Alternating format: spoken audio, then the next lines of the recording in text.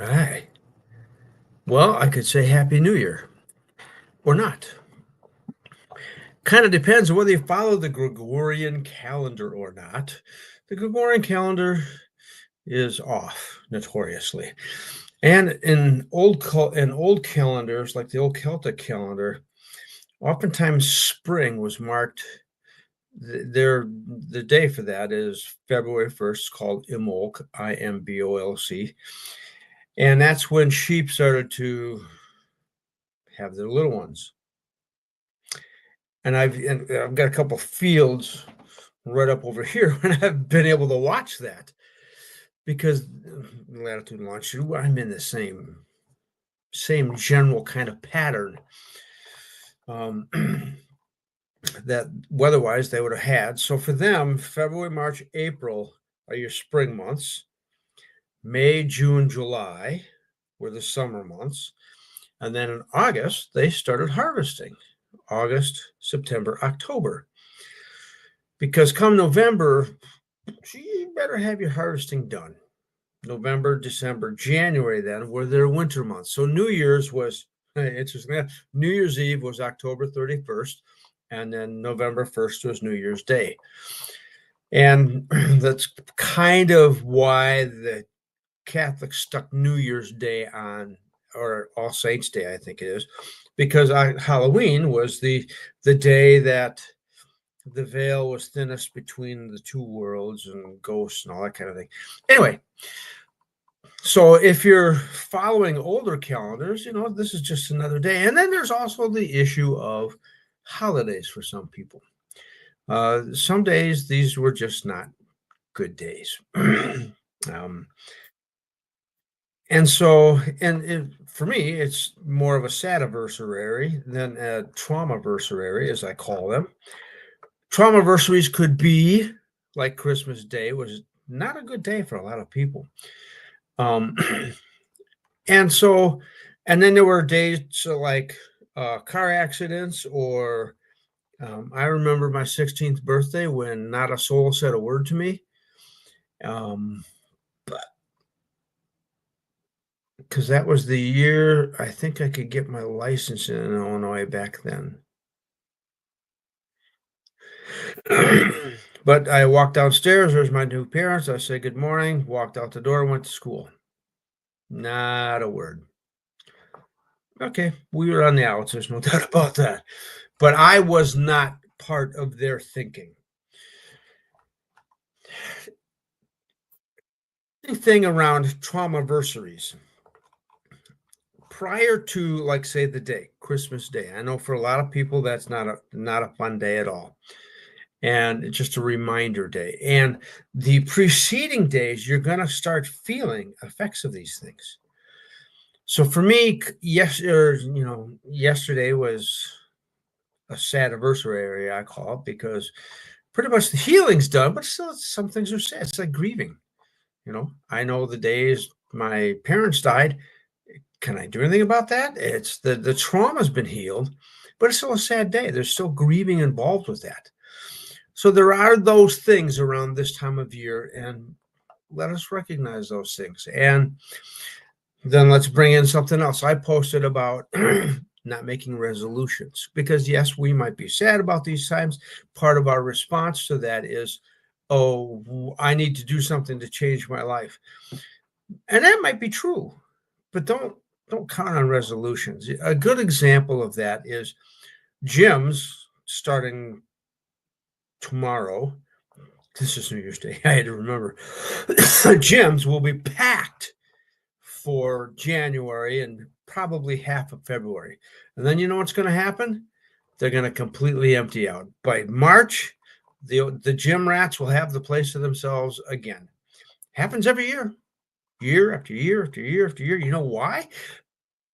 People, oh, it's a new year. Another year's gone by and I didn't make any. And and okay, well, I've got a son who does that.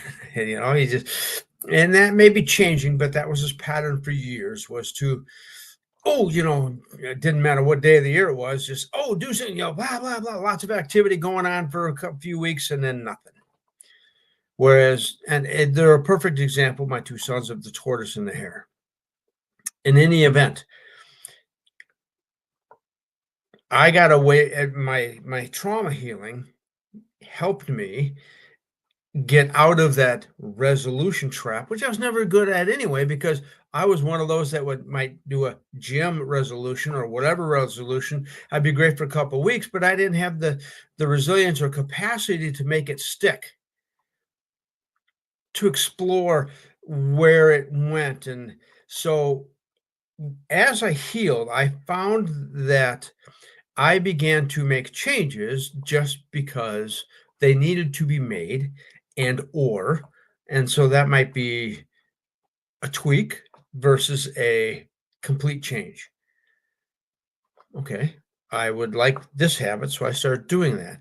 And along the way of developing that habit, which is usually about 66 days, not 21, that's nonsense. It's about 66. And then what you find, and so like take for example, doing my kettlebells. All right, well, there's an exercise called the iron cross. So you curl it up, press, drop your arms to you like this. Okay. And so you got the kettlebells in your hands, on the backs of your hands, wanting to to join with gravity, and you're stopping that with your arms. And then you come back up, and then you can curl them back down. And then the other alternative is start with them at your side and then come up to here, also the iron cross. So I was not able to do those. The Just bringing them up was that one was harder. This one was impossible. So I realized I had to do something with my shoulders. So I took care of that problem. And now I can, and I'm about to increase the weight. And I'm cautious about that. But anyway, there are, and I used to call them iterations. It's the Japanese manufacturing concept of Kaizen, which was a post on my LinkedIn feed from yesterday. And in Kaizen, it's called continuous improvement for the better. So it's always keeping an eye on things and then making the changes. Who cares what day it is? That way, your life, it doesn't become like that. Kaizen is a constant improvement so that there's always improvement going on because I'm always looking at the processes and things that are going on. And so instead of making huge changes that could be disruptive and have that willpower thing, as opposed to this change from within that includes all of the rest of me. That's what Kaizen does, is it starts to look at all of these things that are going on inside of me, and I can make little changes to see whether that's effective or not. And if so, is that effective in the right direction and I want it to go? So for me, it was like figuring out just what the shoulder wanted, needed, so I could then do the iron cross. Well, it's no different with healing. And this is where I found the ability to do most of these things. It wasn't willpower, it's a nervous system state. And then again, so to me, this is the end of the Yule season, which starts on the solstice, goes through to January 1st, which is today. And then, so I'll take down my decorations, all blah, blah, blah, blah, blah, blah, blah. But New Year's Day, the Gregorian calendar's been changed so much. Maybe you don't care. Maybe you're scared. Maybe your 2024 sucked and you don't have any assurance 2025 is going to be any better. I hear you on that. I hear you loud and clear because I went 58 years living that way. Part of New Year's, think about all the people who just get hammered and shit-faced and drunk and tipsy and all the rest of that stuff. Part of the reason was, and could be, that 2025 just looks like another 2024. And 2024 was not such a big deal. So part of it is just killing that pain that's between nothing looking better. And that's part of what drives some of these resolutions to get into the gym or do this or do that, and it doesn't last. Because the ability to do it has to be in your nervous system. It's not in your willpower. It's got to be in your nervous system. There's a principle in trauma healing. If your body does not feel safe, you will not heal. Body has to feel safe. Your body's nervous system, autonomic nervous system, has to change for you to heal. And it's the same principle that underlies making big changes, making any of those kinds of changes. That's why baby steps are always so good. Baby steps along the way. So anyway, I hope that on this Gregorian New Year's Day that you will find happiness, health, ease, be able to feel peace. And that's the other one. Ease is different. I just say maybe you're happy, healthy, at ease, and in peace. Yes. Happy, healthy, at ease means I hope your needs are met. I hope that you find or have a job that is not only good for your soul, but is good for your pocketbook. And then if it's not good for your pocketbook, that you find the ability within yourself to stand up for yourself and either go look for that job that's good for your pocketbook and your soul, or stand up in the job you're at and say, hey, I'm worth more, and that you can be at peace.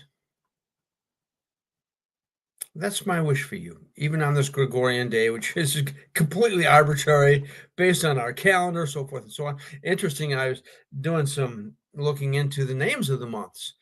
And so January, February, March, April, May, June, July, and August are all name-based. In other words, they refer to old Greek gods, old Roman gods, planets, whatever. But then you get into September, October, November, December. Those are all okay. Well, the month, which used to be, they'd start the year on that January. They had a reference point for that. And most of that was astronomical. And then they ran out. So they just said, okay, well, this is month 7, 8, 9, 10, 11, and 12 before they got back to the names again. Kind of interesting, but kind of boring at the same time. It's like, okay, well, we ran out, so we'll just stick numbers on these, call it good. All right. And then I saw a skit once on how they abbreviated the states. If you ever see that, it's kind of funny. And, the comedian did a good job delivering it. But anyway, that's what that feels like to me. Happy, healthy, at peace, and at ease for you, my friend. Talk to you later. Bye.